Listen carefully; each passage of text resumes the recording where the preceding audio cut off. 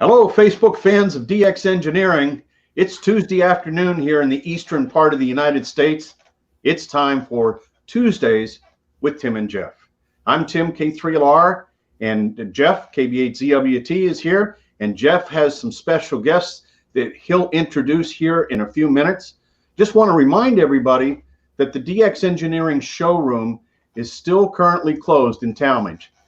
Jeff and I haven't been there for a couple of months. And for the moment, just due to the situation with the coronavirus, we've decided to keep that showroom closed in an abundance of caution. However, the Summit Racing Superstore is open, and you can go in and pick up your parts, your orders inside, or they can be brought to you curbside. Either way is fine.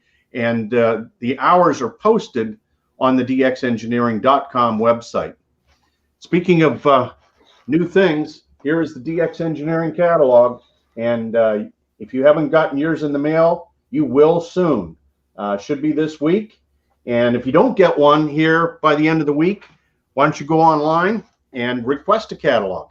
And the electronic catalog is already updated on the website as well. There is tons of new gear in there, and lots of new products.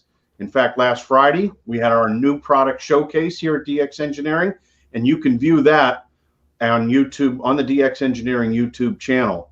And we had the Hamvention QSO party last Saturday, and it was a great success.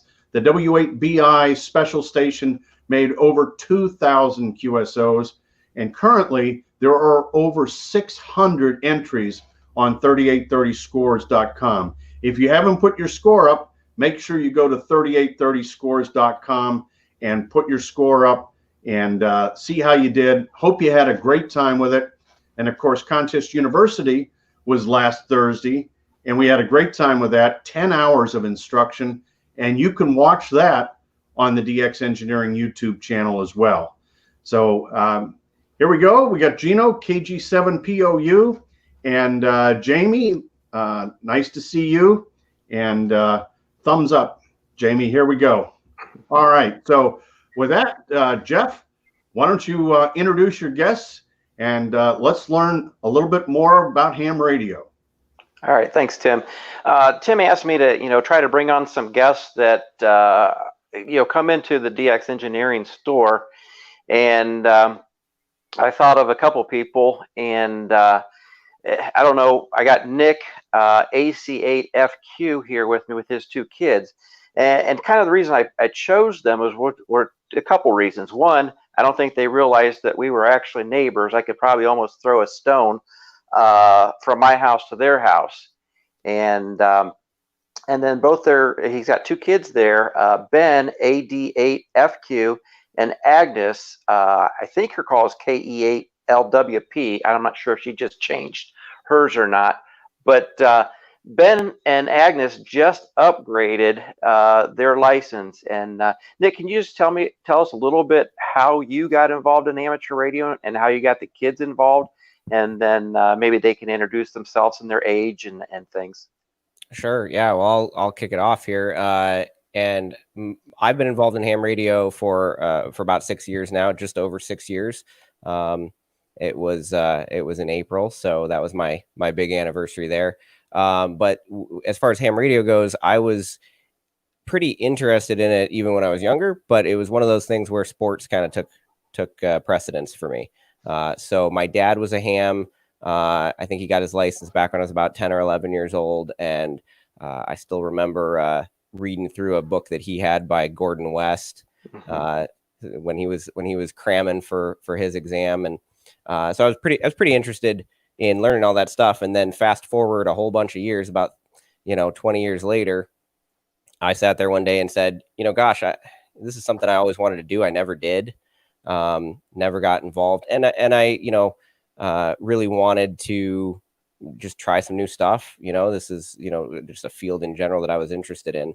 So without knowing anybody that was active in the hobby, around me, I just went online, Googled around, found a place to take a test, and said, okay, well, this is something that I think I can do. So I went and studied and managed to pass.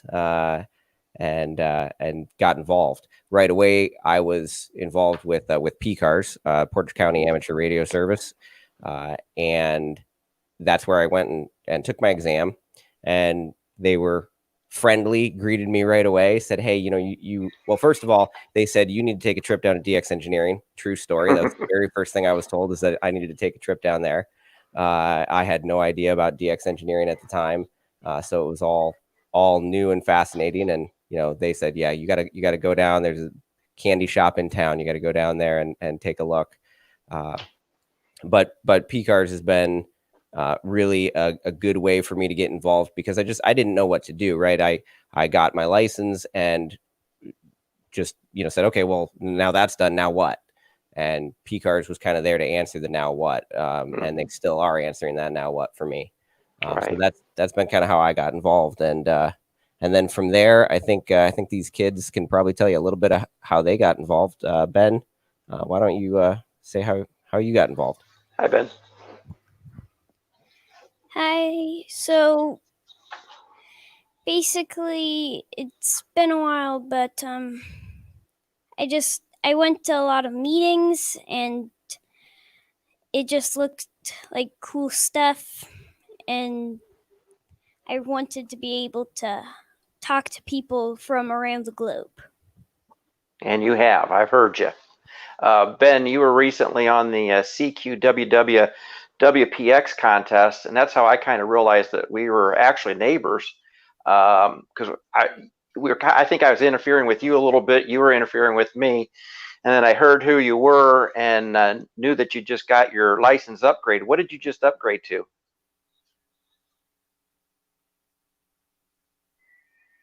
Could you hear that, Ben? Extra. Yeah, so you just upgraded extra, so that was your first contest as an extra, and I made a contact with you, and I must say you were really doing good during that contest. I noticed a lot of people were trying to make contacts with you. And Agnes, I believe you just upgraded as well? Yes, I just upgraded to general class. And were you involved in that contest at all, or were you just kind of watching? I think I was involved, but I think by then I was under Nick's call sign. Okay. That one. Okay. Yeah, one thing I noticed, you guys, were always coming to the club meetings there, and anytime there was raffles, it seemed like those were two of the luckiest kids. They seemed to win quite a bit. And one time at one of the holiday fundraiser drawings, Ben, what was that big thing that you picked and carried out of there that day? Do you remember that? I don't remember. I do, and it was a somewhat older oscilloscope. Yeah. He went right for the big one. Yep. The look on your dad's face when you picked that up was priceless. But anyhow, Ben, and I noticed that you and Agnes are also getting involved in CW. Is that correct? Yes. And how's that going for you guys, Agnes? It's going pretty well. We're just trying to get up to speed mostly by now. We know all the characters and stuff, so just trying to build speed at the moment. Now, how are you guys learning? Is this an online course that you're doing, or how is this going? It's an online course. Okay. Yeah, so they're learning with the Long Island CW Club. They're doing an online class there, and they participate with quite a few other kids. Well, good. Hey, Tim, let's cut back over to you real quick and maybe do some shout out to some of our viewers. Okay, thank you, Jeff, and Nick, Agnes, Ben. Great to see you, and thanks for coming on and telling your story today. And there's Steve, November 8 Tango Uniform Whiskey, and Ben, Nick, if you want to click on live comments, if you haven't done so already, you'll be able to see these.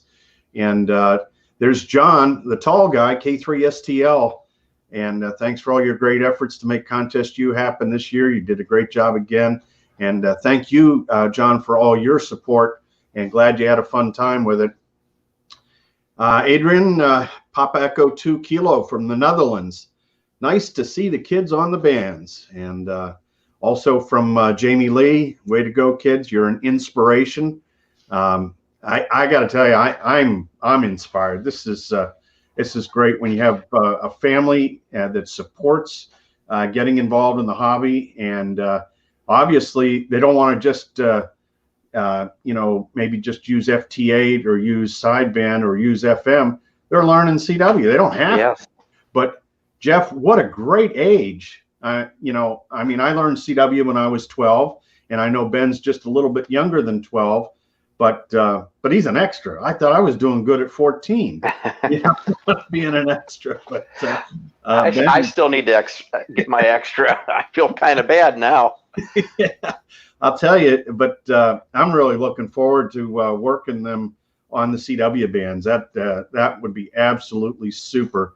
And we have a shout out from Tony in St. Thomas, the Virgin Islands, November Papa 2 Quebec, and hope everybody is getting ready for the Memorial Day weekend, and hope you get on the air and enjoy some time. And also the weekend after Memorial Day is the, speaking of CW, is the CQWPX Worldwide CW Contest. And so Nick and Ben, with those, and even Agnes, with those prefixes you have, they might be kind of rare. That could be like being a DX station. And here's Johnny, AI4 Juliet Charlie. Nice to have you on, Johnny.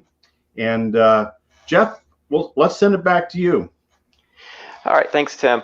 And I know one thing from listening to Ben and his sister on the air in the past, I have a feeling they're going to be sitting next to you one of these days in that station doing some contesting. I can tell it already. And I believe you guys have an older sister who is also licensed. Is that correct? Yes, that is correct. And what's her call sign? KE8LWO.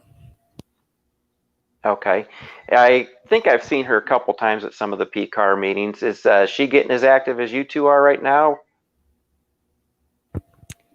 Not quite as active.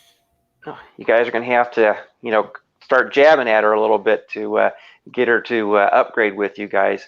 Now, do you guys got anything else coming up interesting that you're going to be doing on the air other than learning CW? I don't think there's a lot of projects coming up, but Field Day coming up. I do know that they are both looking forward to finding a way to participate, sort of however we're able to at that time. Okay. They've both been looking forward to it. Agnes in particular has been she's been pretty interested in FT8 for a while, so she was hoping to get in some digital during Field Day, and I know Ben was really hoping to work some 20 meters during Field Day as well. Awesome. Yeah, I'm going to try to make it out to Field Day with PCARs. I work during the day, but might try to get out there a little bit. And I think Tim's going to be doing Field Day from your location. Is that correct? Well, yeah, we're going to see what the governor has to say over here in Pennsylvania. That's really the what the governor says and what the CDC says about, if those social distance protocols are still in place, which I think they will be. I mean, they're going to be here for a while. But, right. We're going to play it by ear, Jeff. So it might be where it's just me, maybe it's me and 2 or 3 other people. I guess we're going to have to see. One thing we do know is it's going to be different. Yeah. It's definitely going to be different. And the ARRL on their website has been talking about how you can be innovative and how you got to think outside the box. And, that's what emergency situations and emergency testing is all about, because you never know. I mean, Jeff, this is your first pandemic, right? Oh, yes, definitely. So, God, I hope we never have to go through one again, but it's just the kind of thing where you need, everything just doesn't go the same way year after year after year. We've got thrown a loop now, so let's see what we can dream up. Right. We got a couple other shout outs here, Jeff. We got Tom, W3TLN, nice to have you on. And then from Puerto Rico, It's Juan, and Juan says one of the best programs for ham, Tim, is always there. So yeah, I think getting kids involved at a young age is really super. And Absolutely. Steve says he thinks a new YouTube channel is coming. And Tom is Skyview member. And let's see, the Market P just started studying for my extra. That's Kilo Bravo 2, Mike November Zulu, and was wondering about how hard it is. This kid just gave me a push. So yeah, I think he gave me a push too now. So Ben, how hard was that extra test? It took a lot of studying, and it took a couple of months. So. Okay, and you had to fit that in with your 7th grade duties. Yep. Okay. Well, that's exciting, and I do know that I've had a couple questions this week on the phone. The new extra book will be coming out, I believe, sometime in June. So I guess I'll be getting one of those so I can catch up to Ben here. All right. Well, I think if you have any questions, Jeff, you can just get a hold of Ben. He's up to speed now. He's on the old question pool. So that's right. But we're close enough. Maybe he can tutor me or something. That sounds good. Well, it looks like everybody is either on the air or doing something else today. The number of comments here is a little down from normal, but I know Jeff and I will be cooking up some guests for next Tuesday. I know we'll do that, and I will be on Friday at 4 o'clock, and I don't know what we're going to talk about, but it's going to be really good. And so that'll be the weekend special. And we just started simulcasting these on YouTube today. So we hope to continue to do that.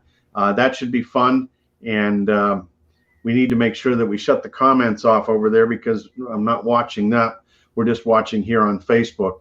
And as always, if you have questions about ham radio and how to get started, or questions about equipment, you can call Jeff, KB8ZWT, or one of the other very talented sales team members that we've got. Everybody's working from home, and we're working hard. I know, Jeff, you're really busy on the phone. Yes, we have been. And that's a good thing. And you've been helping a lot of people, and it's amazing. Antenna season is here, and a lot of guys are outside building antennas. Nick and Ben and Agnes, why don't you tell us about your antenna farm there? Yeah, well, we certainly don't have an antenna farm like a K3LR station has, but we have a multi-band off-center fed dipole up in the back right now, and we have a 2 meter 70 centimeter J pole on the side of the house. So that's what we've got, just strung up between some trees. And I'd say that my experience so far is the most important thing was just getting an antenna up. Once we did that, suddenly we could get on the air, talk to people, and of course now we have a lot of ideas about how we could optimize that situation, improve that situation. So got to work with my wife a little bit, I think, on getting some bigger and better antennas up here. But I think these kids may help me lobby for that. Good. Well, that's great.